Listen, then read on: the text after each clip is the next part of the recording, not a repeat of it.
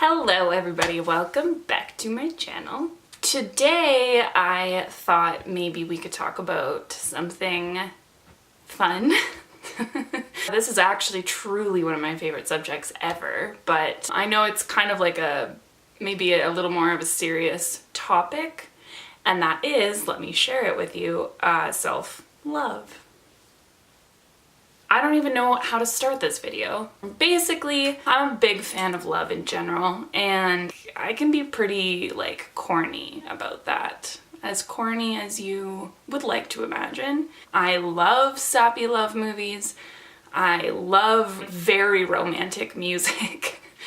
I do love flowers. I'm trying to think of the stereotypes here. I'm just a big romantic. I have been very fortunate to have experienced a relationship with someone that I think is as good as it gets in that area, if that makes any sense.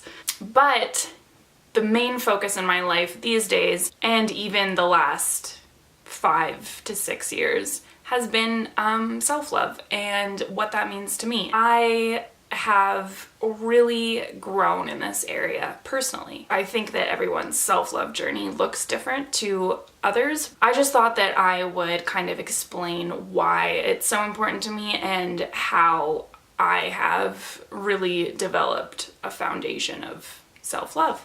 We're gonna be really irritated with those words by the end of this video, probably. Let me begin by saying that I think the most important love in the entire world is self-love. It's just the most important love that there is. It's being able to take care of yourself in life without anyone else or requiring anyone else. I just want to make sure that I deliver the message that I'm not saying those other forms of love are important, because they absolutely are. I do think that my journey in self-love has been fairly, I don't want to say easy, but there's been less obstacles than I think other people may experience because I have had such strong relationships around love in other parts of my life. I'm going to start with what I think is a very common example of the beginning of a path that either leads to an opportunity to promote self-love or promote self-destruction. And that is the question of what you want to do with your life. That is, that's a big one, isn't it? There is this expectation that everyone has for themselves where they want to know, or they think there's a way to find out their maximum potential. And until they do so, it's just very stressful and exhausting, and you're scared about wasting time, and you're getting older, and you're scared of failure. You're scared of looking back on your life and thinking, why didn't I do more of this, or why didn't I figure out that? Or I don't even know how to properly word that. It's such a messy blur of emotions that, and it happens to everybody. Everyone has been in this spot. Something that is very important is to remember that as long as you are stressing and freaking out about where you're not and the unknown, you are, without sounding too harsh, wasting your time. You are. Not because you haven't figured it out, but because you're freaking the fuck out about something that is so extravagant. No one is born with okay. It's tough because, and I'll be honest, I'm not religious at all. So I understand that this kind of borders that subject, in the sense that we all have a destined path, and what we do isn't technically in our hands. It's in a greater power's hands. So without getting into that, because that's a subject I don't think I ever want to talk about on the internet, I just think that it's important to keep in mind that what is going to happen to you in life is going to happen to you in life. What I mean by that is tomorrow will come and it will go, and so will the next day, and so will the next day. And wasting your time isn't isn't growing and figuring it out, maybe in a slower pace than your best friend or whoever, that's not wasting time, because you are on some kind of path in which you will figure it out. Like, you'll figure it out. And also, there isn't just one thing to figure out. That's another key thing, is it's like, I think people think that, especially at least when I was younger, I thought that your 20s were like a set of stages in which you go to university, you get a career, you find someone along the way, you get married, you have kids, all of those things. That is not at all how it is recommended or supposed to happen. That is a path for some people, and that is sort of how it works for them. But that's not how it works for everyone. I think that in that mix of emotions and in those pressures of feeling like you need to figure it out as soon as possible, otherwise you're wasting time, is what catapults us into this self-destructive phase in which you're so down on yourself and you keep asking, like, why can't I figure this out? Why is so-and-so doing this and this and this? And like, I can't even get out of bed in the morning, or I can't stick to getting up at 9 in the morning, or I can't stick to this diet, or whatever it looks like, whatever it might be. We are brainwashed to every single day at least say 5 negative things about ourselves. And it doesn't have to be like, you're a fucking terrible human being. It could just be like, I'm trying to think of a good example that, because there's so many, but I'm trying to think of one that like you might not consider being a bad thing, but it is. Let me just think. Well, there's lots of examples, but let me just tie social media into it, because that's obviously, as everyone knows, a love-hate reality in our society today. When you go through your feed, whatever that might look like, Instagram or Facebook, and you come across someone, and if you can't feel just genuine happiness for someone and what they're doing without feeling shitty about yourself, that is self-destructive. That's not good. You need to consider why it is that you feel that way.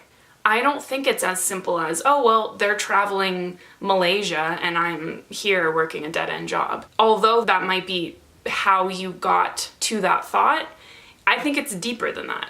I think you've put yourself day after day into a position in which you are not promoting your ability to do that and everything else in the world. Everyone needs to understand that their max potential is, you don't max out. You don't like hit a point and that's it. There is a lot in life to experience and to go through. And it's your decision and your choice how you're going to react to what happens to you in life and how you're going to grow from it. If you have a foundation of self-love, like a true foundation of self-love, then you're gonna be just fine, because you have the power to encourage yourself and to let yourself know it's gonna be okay and to comfort yourself. And that's so powerful, because the mind is so powerful and you need to be able to get a handle on it. If you're telling yourself every single day, like, oh, why did I eat that donut? Or, ugh, like this shirt is extra tight today. Or, oh God, like I wish I was traveling with all my friends, or I wish I had money put away or invested somewhere, like this person's making all this money. And if you're just constantly saying things like that to yourself, that's not promoting self-love, and you're not making yourself feel good, and you're not comforting yourself. And I think that that's extremely dangerous, and it just makes the harder parts of life, and let me tell you, they will always be happening, just that much more difficult. That's just a reality.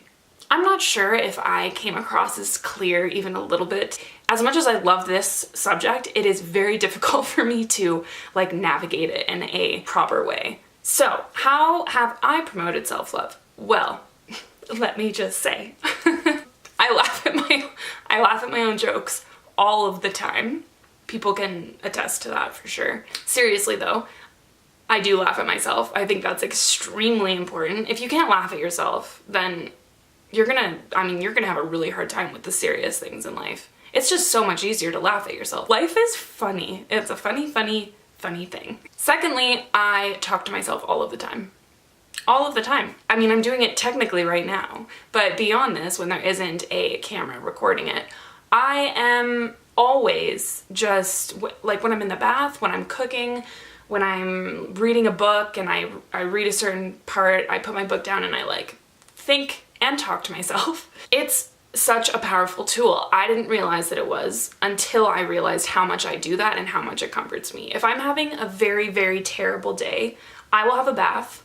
I will belt out Norah Jones songs for like 20 minutes, and then I will spend the rest of my bath talking to myself and encouraging myself out loud. And I think that's important. A lot of people encourage themselves within their, like just inside their head, and that's obviously just great too.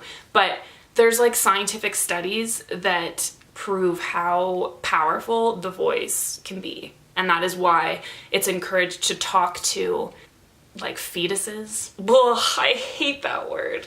But it's encouraged to talk to babies that aren't even fully developed, that haven't even left the womb. And that's powerful. I mean, that's something that there's science behind it, but you can't really quite understand how that works. Sometimes those are the most powerful things. So yeah, talking to myself. Thirdly, and let me see if I can properly explain this. Although I don't think it's absolutely necessary that every single day you're, you know, moving mountains and changing lives, I think something that has really helped me develop a sense of self-love is just encouraging myself to be the best person that I can be. And I do that by always working towards something. Again, this doesn't have to be something extravagant. It doesn't have to be getting a degree or, you know, climbing to the top of a massive company or whatever, but just working towards something that is valuable and useful and makes me happy. YouTube is a very good example because I have been technically I have uploaded my first video like over a year, like a year and a half ago now. And I did not commit to it whatsoever. There's chunks of time in which I just didn't upload, in which I wasn't even active at all, actually. But I didn't get down on myself because, you know the phrase, would you rather try and fail than never try at all? Is that it? Maybe it's put a little more eloquently, but what is the point in that and having that option if trying and failing is gonna make you feel like shit? The point is that you did try something, and if it means that you stop and you pick it back up, or you quit it and you come into it later in life in a different way, then cool. I film these videos because I get value out of propping up this camera and talking to it. Whether I'm the only one that watches them back, or there's one other person, even if it's like mom or dad, then that's cool. I don't know, I don't believe in the phrase go big or go home, unless it's like a trip to McDonald's. I don't think that there's value in that because it doesn't need to be huge. It doesn't need to be a big thing. You don't need 5,000 likes for a picture to be considered good. Dang. I feel like people will be surprised at how much they actually enjoy certain things in life because they don't put a massive target on it. Like, does that make sense? Shit, I don't know. Basically, I will every single day try to work towards something. If that means finishing a book that I've been reading for like longer than should be the case, or it means filming a video, or it means completing assignment in my courses right now, or calling my sister if I haven't spoken to her in a week. Just if it is something that is going to add to the value of my day and my overall well-being and life, then I have less room to be mad at myself or disappointed in myself. Like, that's it. Yes, I nailed that one. Also, it takes time. I mean, it's patience. You have to have patience because any relationship ever requires work. It just does. And you need to be patient with yourself. But I'm telling you, when you hit a point where you genuinely enjoy your own company, I always get, when I'm like talking about something, I get this feeling in my body and it's goosebumps, but like internal goosebumps. It sends these like little heat wave up through my body and like through my spine and through my neck and like almost through my hair. It's just cool feeling. I think that that has something to do with self-love. I get that sometimes, like I'm having it right now and And it's just kind of this like warm, fuzzy feeling. And I think that that's just kind of this internal appreciation for yourself and what you're doing in that moment. These are the things that we need to be focusing on. My God, I can't even watch the news. The cats are scratching. I'm sorry if you can hear that. It's pretty obnoxious. The world is not doing the best ever, you know? It's just not. Focusing on yourself and your internal strength is very powerful. I think everybody should make it a priority. I'm so serious. Like, God, everyone comes to realizations around this topic on their own. So I really don't want to come across as like preachy and I've got it figured out and if you're not doing it this way, it's wrong, because that's not the case. Seriously, everyone's journey is going to be different. I will just say that if you feel like you need someone, in the sense that like you need them to be happy, and I am more so referring to a romantic relationship, then you should not be in a relationship. That's how I feel about that. That is because you need to be able to pick yourself up on your worst days, and you need to be able to make yourself feel better. I can promise you that the comfort you find in someone else, if you already have that laid out, is going to be even more powerful and stronger, and you're going to appreciate it more. I don't want to go too much into my own personal experiences, but how do I do this? Someone extremely close to me has been struggling. And I feel okay to say that because, I mean, they have like a podcast all about it, so it feels okay to say that. Don't be mad at me. It just became very obvious to us in the last while that focusing on I'm gonna be honest, it was necessary for them to focus on themselves. And the reason that I'm explaining this and giving a little bit of personal experience is because I think that this is common. If there is someone in the relationship who has that sense of self-love and feels pretty strong in their mental health and just their life in general, and then you have someone who is not feeling that way, it can be extremely difficult and it can be destructive towards your relationship. That is why it's so important to go after self-love. Self-love, self-love, self-love.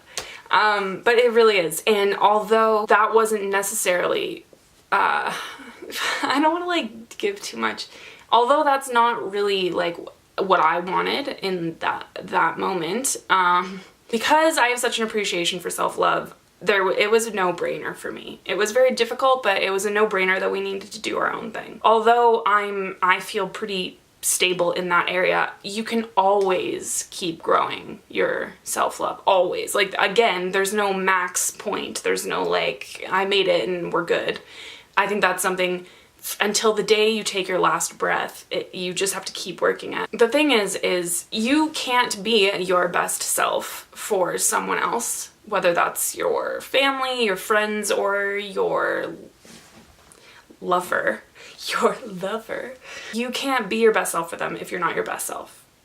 So, I mean, just be your best self. Work on being your best self. That is a long video, but I really love this subject so much. It's like very, very important to me, and it makes me feel very good to talk about it.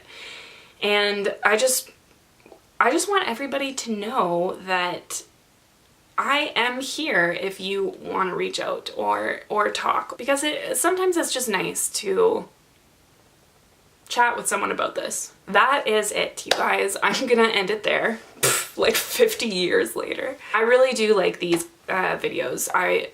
Like I said, I find them very empowering and just refreshing, and I just like to talk about real life things. So I will be like considering certain topics to talk about in the future, but if you have any suggestions, they're greatly appreciated and welcomed. I hope that you're having a great day, and go love on yourself. Ooh, that didn't sound the way that I wanted it to. Go do something that makes you happy right now. Okay, goodbye.